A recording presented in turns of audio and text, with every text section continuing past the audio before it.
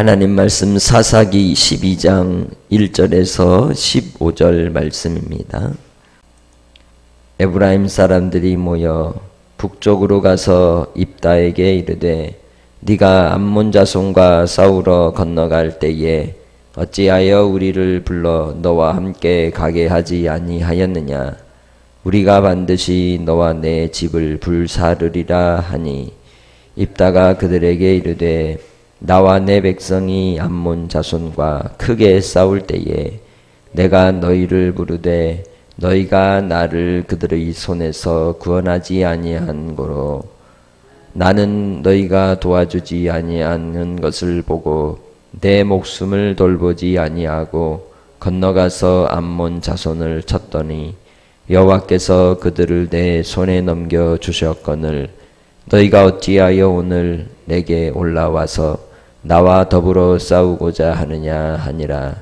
입다가 길르앗 사람을 다 모으고 에브라임과 싸웠으며 길르앗 사람들이 에브라임을 쳐서 무찔렀으니 이는 에브라임의 말이 너희 길르앗 사람은 본래 에브라임에서 도망한 자로서 에브라임과 므낫세 중에 있다 하였습니다.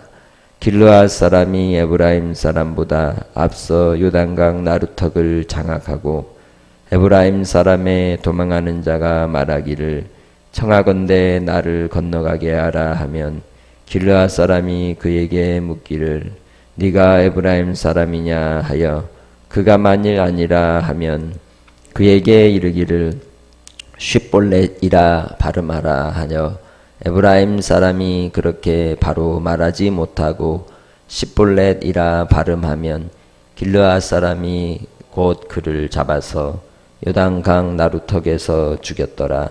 그때에 에브라임 사람의 죽은 자가 42,000명이었더라. 입다가 이스라엘의 사사가 된 지 6년이라 길르앗 사람 입다가 죽음에 길르앗에 있는 그의 성읍에 장사되었더라. 그 뒤를 이어 베들레헴의 입산이 이스라엘의 사사가 되었더라. 그가 아들 30명과 딸 30명을 두었더니 그가 딸들을 밖으로 시집 보냈고 아들들을 위하여는 밖에서 여자 30명을 데려왔더라. 그가 이스라엘의 사사가 된 지 7년이라 입산이 죽음에 베들레헴에 장사되었더라. 그 뒤를 이어 스불론 사람 엘론이 이스라엘의 사사가 되어 10년 동안 이스라엘을 다스렸더라. 스불론 사람 엘론이 죽음에 스불론 땅 아얄론에 장사되었더라. 그 뒤를 이어 비라돈 사람 힐렐의 아들 압돈이 이스라엘의 사사가 되었더라. 그에게 아들 40명과 손자 30명이 있어 어린 나귀 70마리를 탔더라. 압돈이 이스라엘의 사사가 된 지 8년이라. 비라돈 사람 힐렐의 아들 압돈이 죽음에 에브라임 땅 아말렉 사람의 산지 비라돈에 장사되었더라. 아멘. 이스라엘의 사사가 된 이 오늘 본문의 입다와 또 그의 뒤를 이었던 사사들의 모습을 보면서 우리는 두 부류의 인생을 우리가 마주할 수 있습니다. 희생적 삶을 통하여 하나님의 사명을 감당하는 일과 자기 자신만을 위해서 자기의 안위만을 위해서 살아가는 그러한 지도자의 모습인 것이죠. 입다가 전쟁에서 암몬과의 전쟁에서 승리를 하고 돌아올 때에 환영하고 맞이하고 기뻐한 이도 있었지만 그에 대해서 끝까지 미워하고 또 비난하고 심지어는 생명의 위협까지도 주는 지파도 있었습니다. 그 가운데 이 에브라임 지파라고 하는 그들은 당시에 가장 강력한 전투력과 용맹을 가진 지파였습니다. 그래서 기드온의 때에도 기드온이 전쟁에 나갈 때 에브라임 지파와 함께 하지 않은 것 때문에 질책했었죠. 그때 기드온은 그들을 누그러뜨리고 위기를 모면하는 모습을 볼 수 있습니다. 그런데 이 본문에 나오는 이 입다는 그러하지 않았습니다. 오히려 그들에게 전쟁에 시비를 거는 이유가 뭐 때문입니까? 1절에 보면 암몬 자손과 싸우러 갈 때 왜 자기들 안 불렀냐는 거죠. 강 건너갈 때. 그래서 그 일 때문에 우리 전쟁 나갈 때 안 데려갔으니까 어떻게 하겠다? 니네 집 불 살려버리겠다.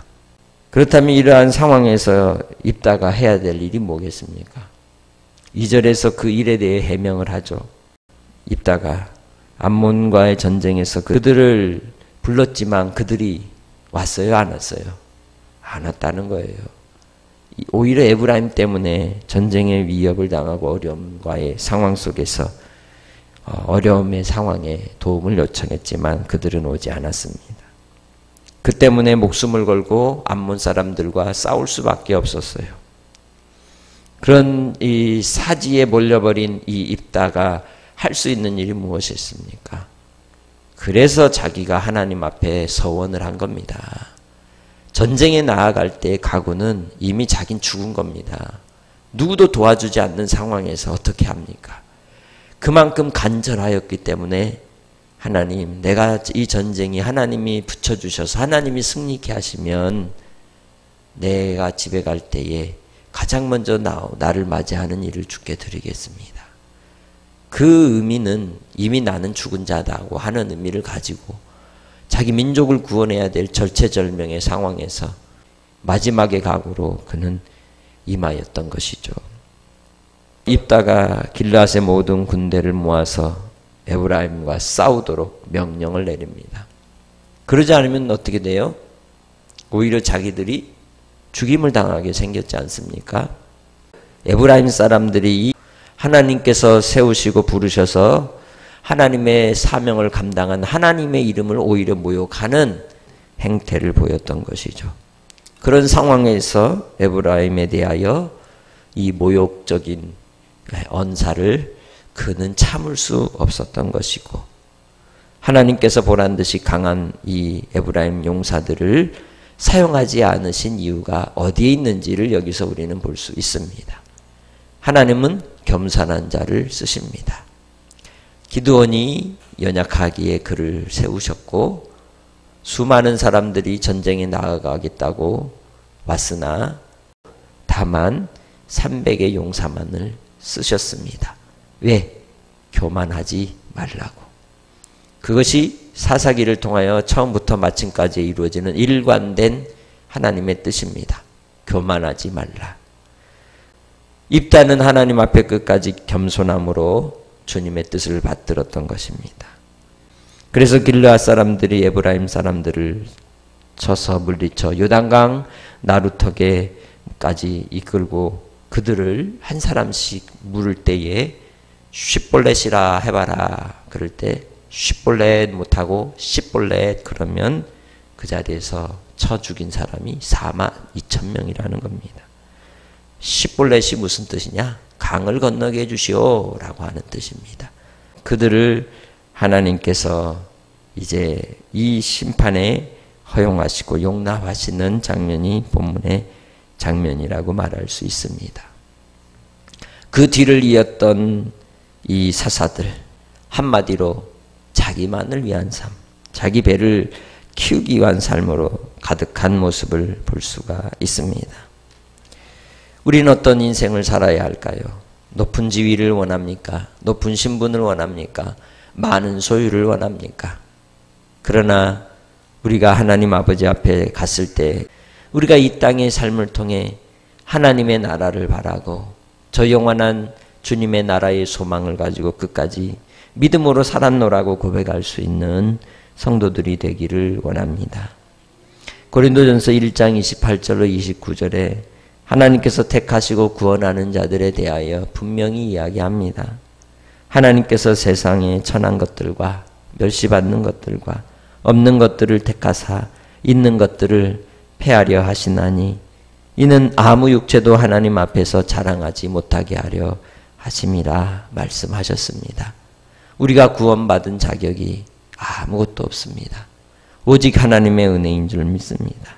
그렇다면 오늘 우리도 누군가를 미워하는 마음을 내려놓고 주님 안에서 의의 말씀, 생명의 말씀, 성령으로 말미암아 주시는 진리를 경험하고 맛보고 누리는 자가 되기 위해선 인생의 고통과 고난과 시련의 상황이 올 수 있을지라도 그 속에서도 끝까지 인내하며 주님만을 바라보고 나의 자존심을 내려놓고 주님 의지하는 삶을 살아야 할 줄로 믿습니다. 이제는 그리고 우리 가족, 나만을 위한, 우리 교회만을 위한 인생이 아니라 입다와 같이 하나님의 나라를 위하여 마지막까지 충성할 수 있는 겸손한 자로 서기를 주님의 이름으로 부탁합니다. 하나님 아버지, 이 땅의 삶을 내 능력으로가 아니라 주 예수 그리스도의 이름으로 살게 하시고 성령으로 말미암아 죽게 하듯 살기 원합니다. 아버지 하나님, 이 세상의 교만한 자 반드시 주님이 멸망시키시고 흩으실 것임을 압니다. 믿음으로 산다고 하면서도 여전히 교만한 우리의 악함을 철저히 제하여 주시고 회개케 하시고 겸손한 자가 되게 하시고 우리의 인간적 배경과 이 땅에서의 소유에 마음을 두지 말게 하시고 하나님 앞에 겸손한 자로, 하나님 앞에 십자가를 진 자로 서게 하옵소서. 오늘 한 날도 아버지 하나님으로 만족하며 주님만 의지하옵고 예수님의 이름으로 기도합니다. 아멘.